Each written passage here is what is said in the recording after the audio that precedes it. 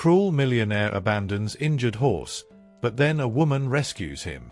However, the former owner finds out and a tragedy occurs, leaving everyone in shock. You know that feeling of being cast aside for something that isn't your fault? It's hard to even imagine, but that's exactly what happened to Lucky, a horse who was once the pride of a very wealthy man named Richard Harris. Lucky wasn't just any horse.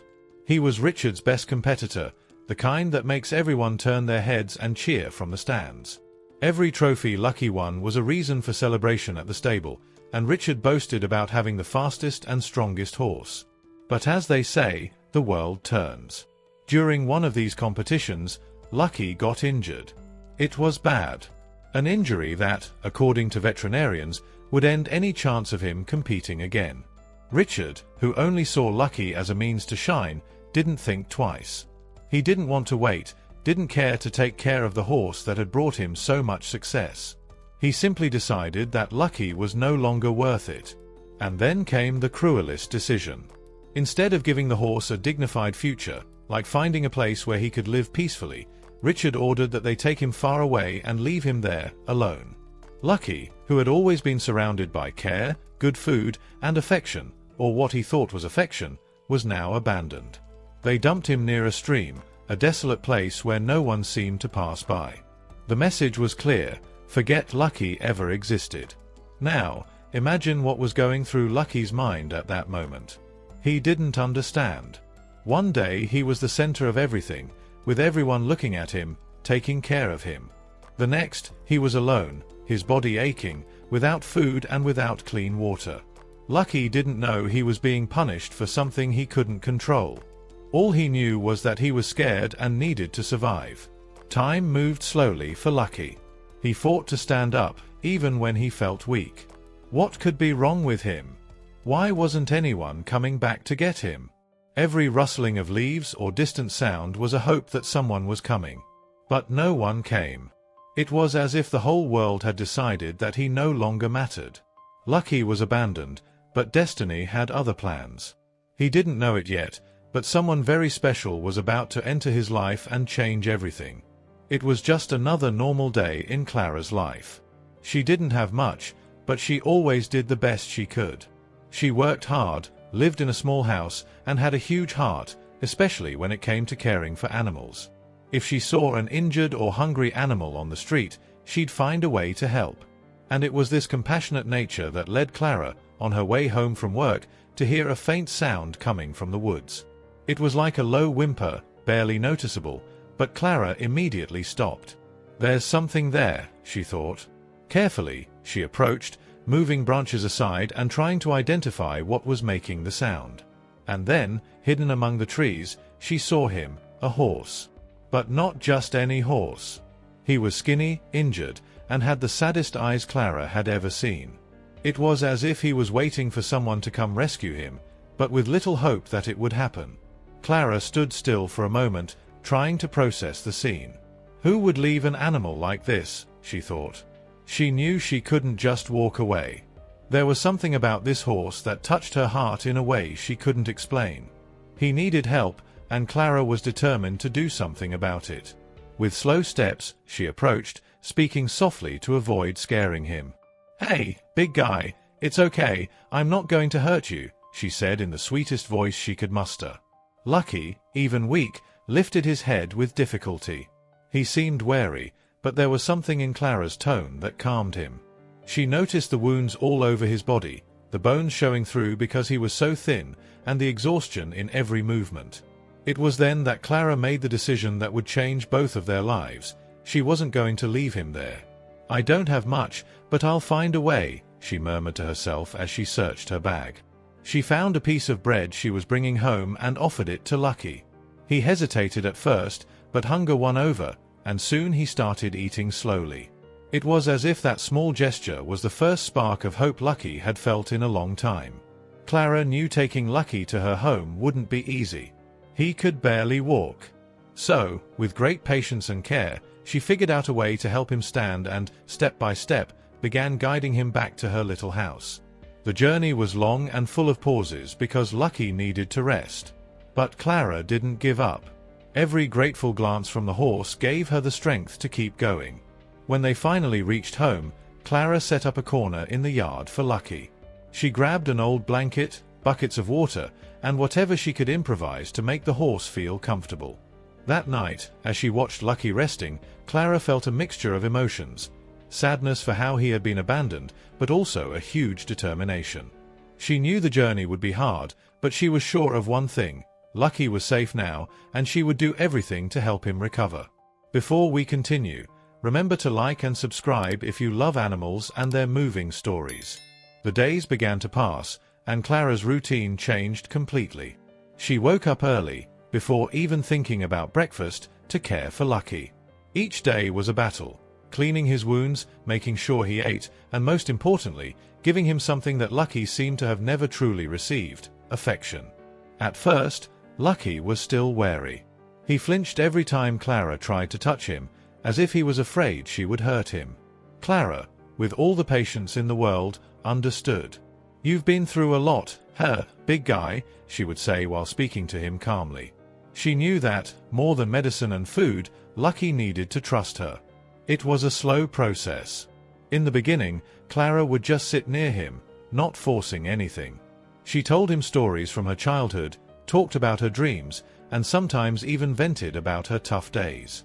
Lucky, lying down, looked at her with those big, sad eyes. It seemed like he was listening, but still kept a certain distance. Then, one day, something changed. While Clara was cleaning one of Lucky's leg wounds, for the first time, Lucky didn't pull back. He stood still, watching every movement she made, and in the end, he touched his nose to Clara's hand. It was a simple gesture, but it made her eyes well up with tears. "That's it, boy. You trust me now, don't you?" she said, with an emotional smile. From that moment on, the bond between them grew stronger. Lucky began to nicker softly every time Clara approached, as if saying hello. She, in turn, made sure to be around as much as she could. Even with little money, Clara found ways to ensure the best for Lucky. She bought hay, medicine, and even fruits that he loved, all with the little money she managed to scrape together. But the connection went beyond just care. Clara began to realize that Lucky wasn't just an injured horse. He had a strong personality, but also a gentleness and immense gratitude. When Clara was sad or tired, Lucky seemed to sense it and would rest his head on her, as if to say everything would be okay. Clara didn't have many people she could trust, but now she had Lucky, and that made all the difference. In no time, they became inseparable. Clara spent hours brushing his coat, which was starting to look shinier and healthier. Lucky seemed more alive, with a spark in his eyes that had been absent before. And Clara? She felt stronger, as if that horse had brought her something she didn't even know she needed, a reason to keep going. The bond between Clara and Lucky was not just one of owner and horse. It was as if they had found in each other the strength to overcome difficulties. Clara knew the road ahead would still be long, but now she wasn't alone anymore. And Lucky, for the first time in a long while, seemed to finally understand what it was like to be truly loved. Everything seemed to be falling into place for Clara and Lucky. The horse was stronger now, his wounds almost healed, and he had even started trotting around the yard again. Clara felt that, at last, Lucky was safe. But what she didn't know was that this peace was about to be shattered in a way she never imagined. The news that Lucky was alive reached the ears of Richard Harris, the horse's former owner. Richard wasn't the type to accept losing control, and the idea that an animal, once his trophy, was now under the care of a humble young woman disturbed him deeply. To him, Lucky wasn't important anymore, but knowing that someone else was taking care of him, as if they had more right to him than he did, was something Richard couldn't stomach. "Who does this girl think she is?" Richard said when he learned about the situation. He didn't see Lucky as a living being in need of care and love, but as a symbol of his power. Richard decided he wanted the horse back, but not because he cared about Lucky. It was pure pride. And so, one late afternoon, Clara heard the sound of an unfamiliar car stopping in front of her house. Two men got out. They were big, with stern faces and an intimidating posture. Clara immediately felt her stomach churn. Before they even said anything, she knew something was wrong. "We came to take the horse," one of them said bluntly. Clara stood still for a moment, trying to process what was happening. Sorry, but Lucky is not for sale. He was abandoned, I found him, and I've taken care of him. Now he's with me, she replied, trying to stay calm. The men laughed, but it wasn't a friendly laugh. The issue isn't selling, miss. His owner wants the horse back. He has the papers, and that gives him the right. Clara felt her heart race. Those words hit like a stone. Owner, she thought. How can someone who abandoned Lucky still claim to be his owner? But even though she was nervous, she didn't back down. If he wanted Lucky, he shouldn't have left the horse in that state. He was negligent. Lucky is with me now, and I'm not giving him up. The men tried to pressure her, but Clara, with a courage she didn't know she had, stood her ground. Tell that owner of Lucky that if he wants anything, he'll have to talk to me directly. And I'll prove that he doesn't deserve to take care of Lucky. The men weren't used to hearing no, especially from someone like Clara, a simple young woman with no apparent resources. But at that moment, it was as if she were a wall. They realized that, at least for now, they wouldn't be able to take the horse. Before they left a message that sounded more like a threat. This isn't over. Clara knew the problem was far from solved. Richard seemed determined to fight to get Lucky back, but she was even more determined to protect him. Lucky wasn't just a horse to her. He was part of her life now, and Clara wasn't going to give up without a fight. And, even with the fear growing in her chest, she had one certainty: she wasn't alone. What she didn't know yet was that something bigger was forming around her, something that would change everything. After the unexpected visit from the two men, Clara knew she couldn't ignore what was happening anymore. She didn't understand how someone who had abandoned Lucky, leaving him on the brink of death, could now want to claim him as if nothing had happened. It was unfair, infuriating. And, above all, it was terrifying. But Clara also knew that Lucky depended on her, and she wasn't going to give up so easily. A few days later, the moment Clara had feared finally arrived. Richard Harris appeared in person, getting out of a luxury car that seemed completely out of place in the simplicity of the area. He wore a perfectly tailored suit and had a cold, calculating look. Next to him were the same men who had come before. But this time, they seemed even more determined. Clara was in the yard with Lucky when she heard the car stop. Lucky, who was now more confident and accustomed to Clara, whinnied and moved restlessly, as if sensing the danger approaching. Clara ran her hand through his mane, trying to calm him, but her heart was racing. She didn't know how, but she had to face this situation. "So, you're the one with my horse?" Richard said, his voice laced with superiority. He didn't seem interested in talking. He was there to make it clear who was in charge. Clara took a deep breath and approached. "Your horse? I think there's been a mistake here. This horse was abandoned. He was injured, on the verge of death. I took care of him, gave him everything he needed. Now he's with me." Richard let out a sarcastic laugh. "Abandoned? Do you really think you can decide that? Lucky is mine, and I have documents that prove it. So let me make it simple. Give the horse back, and we avoid any problems." Richard's tone made something inside Clara explode. She wasn't the type of person who liked to fight, but at that moment, she felt she needed to defend Lucky with all her strength. "With all due respect, sir, you may have all the documents in the world, but a piece of paper doesn't change the fact that you abandoned him. Lucky isn't just an object you can pick up and drop whenever you want. He deserves care, he deserves respect, and I won't hand him over to be discarded like trash again." Clara's response caught Richard by surprise. He was used to always getting what he wanted, especially from simpler people. But Clara, despite her fear, didn't back down. It was as if her courage came from all the suffering Lucky had already endured. Richard tried to intimidate her. "You don't know who you're dealing with, girl. I can destroy you in the blink of an eye."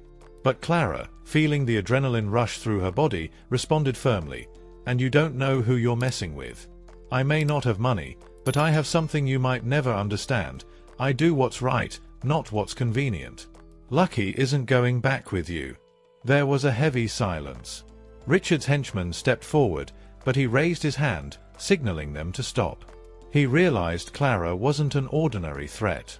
Something about her, maybe the passion with which she defended the horse, made him hesitate. Without saying anything more, Richard turned his back and got into the car, leaving just one phrase before leaving: "This isn't over." Clara knew this wasn't a definitive victory, but she felt relief for having kept Lucky by her side at that moment. Still, the fear was there, lingering in the back of her mind.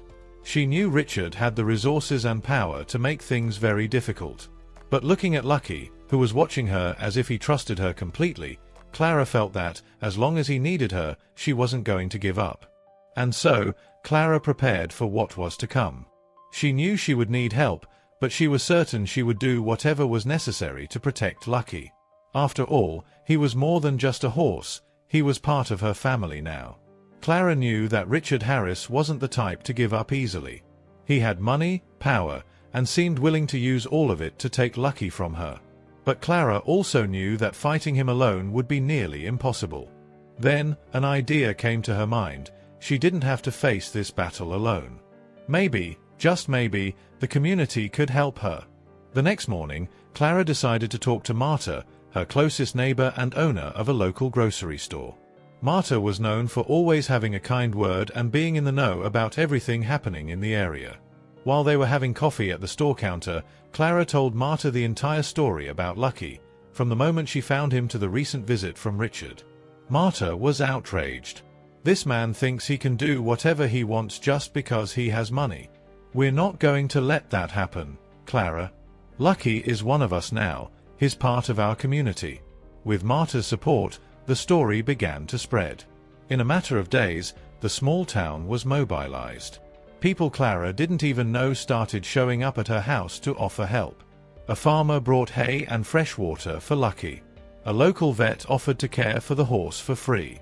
Young people organized a vigil around Clara's house, ensuring no strangers would get near. Clara was moved. Seeing so many people united for a cause that seemed so simple, yet so meaningful, renewed her strength. Lucky was no longer just an abandoned horse. He had become a symbol of resistance against injustice. Each act of support showed Clara that, even though she was up against a powerful opponent, she wasn't alone. Even the town priest, known for his calm and wisdom, decided to join in. During Mass that Sunday, he spoke about empathy, justice, and the importance of protecting the most vulnerable. "If we don't defend those who can't defend themselves, what will we be as a community?" he said. His words deeply touched the hearts of everyone. Meanwhile, Lucky seemed to sense that something was different. He whinnied excitedly every time he saw people coming to help. Children came to visit him, bringing carrots and apples as gifts. Clara felt that, little by little, Lucky was recovering not just physically, but emotionally. He, who had once been a frightened and distrustful animal, now seemed to understand what it meant to be loved and protected. But not everything was going smoothly. Clara knew that Richard Harris would likely hear about the community's mobilization.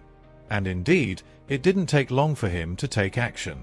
He sent a formal letter threatening Clara with legal actions and even the forced removal of Lucky.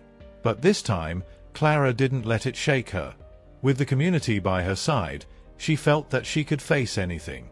"If he wants to fight, let him come. We're ready," Marta said with determination, making Clara smile. The unity of the community brought new energy to Clara. Every person who showed up to help, every act of kindness, was like a reminder that she was on the right path. She didn't know what Richard would do next, but one thing was certain: he wasn't just dealing with her anymore. He was facing something much bigger. And no matter how difficult the battle seemed, Clara felt that the strength of love and solidarity would be her greatest weapon. The tension in the town was growing. Richard Harris was not at all happy with Clara and the community's resistance. He was used to always getting what he wanted, and the idea of a simple young woman challenging him deeply irritated him. Determined to end the matter, Richard appeared again, but this time he brought not only his henchmen. He arrived with a court order, document stating that Lucky was legally his and that Clara should immediately return him. Clara received the news at the gate of her house. Her first reaction was a knot in her stomach, but when she looked around and saw her small village mobilized, with friends, neighbors, and even children standing by her, she realized she wasn't alone. Marta, always ready to face anything, held Clara's arm and whispered, "We're with you." Richard stepped out of his imposing car, a cold smile on his face, as if he had already won. "Enough of this nonsense. I came to take what's mine," he said, handing Clara the documents. But Clara, with her heart racing and her head held high, replied firmly, "What's yours? Lucky isn't an object for you to pick up and drop whenever you want. He's a living being, one you abandoned as if he had no value. Now he has a home, he has a family. And I won't hand him over to go back to suffering." Richard laughed mockingly. "You think a few nice words will change what the law says? These papers prove his mine." At that moment, something unexpected happened. Marta, followed by several members of the community, began to speak. "The law also protects those who have been abandoned and neglected. And we have witnesses who can prove it." She pointed to the veterinarian who treated Lucky, the neighbors who saw the state he was in when he was found, and even the children who helped care for the horse. Richard was taken aback. He realized that the situation was more complicated than it seemed. "Do you think you can face me? Do you think you have a chance against me?" His voice echoed across the yard, but no one stepped back. It was then that the priest, who had been closely observing everything, stepped forward. With remarkable calmness, he said, "Mr. Harris, you may have documents, but what we have here is something money can't buy: unity and justice. This horse found a home where he is cared for and loved. Do you really want to take that away, just for pride?" The priest's words struck a sensitive chord. Richard looked around and saw something he had never faced before: people united for a greater purpose. It wasn't just Clara fighting for Lucky. It was an entire community saying they wouldn't allow injustice. Richard's henchmen, who had seemed so intimidating before, now looked uncomfortable. They weren't prepared to face something like this. And Richard, for the first time, started to retreat. He tried to argue once more, but his voice lacked the strength it had before. Clara realized he was losing control. Finally, with a defeated look, Richard raised his hands as if saying enough and muttered, "This isn't worth my time." He turned his back and walked away, followed by his men, while the community quietly celebrated, not with exaggeration, but with hearts full of pride. Clara felt a huge sense of relief. She knew she had not only protected Lucky but had also shown that justice and kindness could still prevail, even against those who seemed invincible. Lucky, watching everything, seemed calmer, as if he too knew he was finally safe. That victory wasn't just for Clara or Lucky. It was for everyone who believed that love and unity could overcome even the toughest challenges. And as Richard walked away, Clara knew he had learned a lesson he might never admit.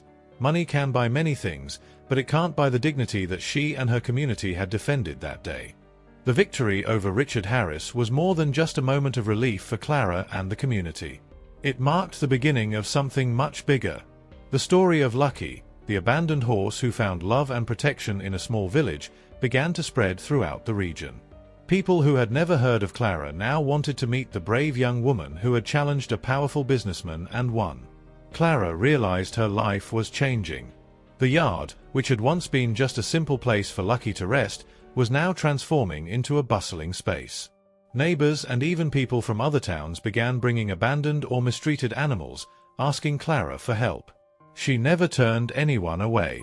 With Marta's and other residents' support, Clara began organizing the space to take in more animals. It wasn't long before the place earned a name: Lucky's Refuge. It was more than just a shelter, it was a symbol of struggle and hope. Lucky, now healthy and shining like never before, became the star of the refuge. Children from the village came to play with him, bringing carrots and apples, and Clara always told the story of how she found him. To many, Lucky wasn't just a horse, he was an example of resilience and gratitude. Clara didn't do it all alone. The community, which had already shown its strength against Richard, continued to support the young woman. Farmers donated food, veterinarians offered their services, and even local artists created murals and paintings telling Lucky's story. Every small gesture helped keep the refuge alive and active. Lucky, now elderly, had a special role. He was the guide of the refuge. Whenever a new animal arrived, whether it was a skinny dog, a frightened cat, or even another horse in similar conditions. Lucky seemed to welcome them, as if he understood what it was like to be abandoned. He would approach slowly, touching the other animals with his nose, as if saying, "You're safe here." Clara was moved every time she saw this. Lucky had become much more than she could have ever imagined. He wasn't just the horse she saved.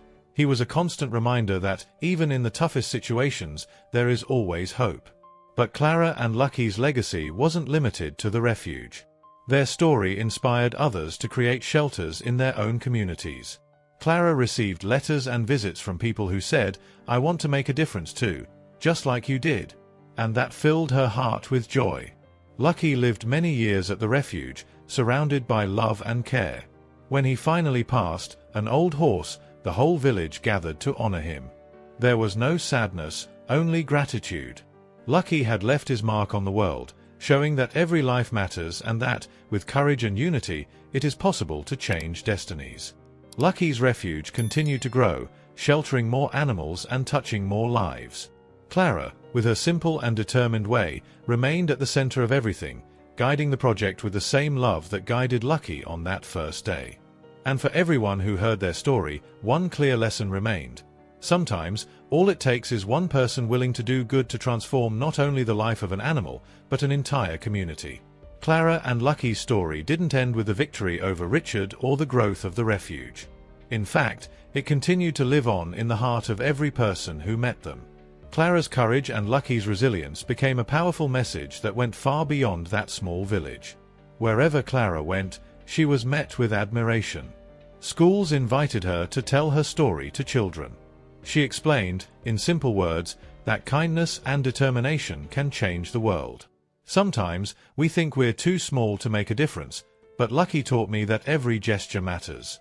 When I found him, all he needed was someone to believe in him, and that's what I did. You can do the same, for people or animals who need it. Children, especially, connected with the story. They saw in Lucky an example of resilience and learned that, even in the toughest situations, it's possible to find someone who cares. Many parents told Clara how their children started adopting kinder behaviors, helping other animals or people after hearing about Lucky. But the impact didn't stop there. Clara began receiving messages and visits from people everywhere. They wanted to know how they could help, how they could create their own refuges. Clara always said, it doesn't have to be a big project. Sometimes, it's just looking around and asking, what can I do today to help someone? Lucky's refuge became a place of learning and transformation. In addition to sheltering animals, Clara organized events to teach children and adults about respect for life. Animal care workshops, empathy talks, and even trips to meet the refuge's animals were part of the activities. Every person who left there carried a little bit of Clara and Lucky's message with them. Then one day, Clara received a special letter. It was from a girl named Sophia, from a distant town. In the letter, Sophia wrote, "I saw your story online and I wanted to say that you gave me hope. I always thought I was too small to make a difference, but now I understand that I can start with small things. Thank you for teaching me that." Clara, with tears in her eyes, kept the letter with love. It was yet another proof that Lucky, even after everything, was still transforming lives. Today, Clara and Lucky's legacy continues to grow. The refuge is a symbol that love and determination can overcome any obstacle. People from all over come to visit it, inspired by the story of a horse once considered useless and a young woman who decided to fight against all odds to save him.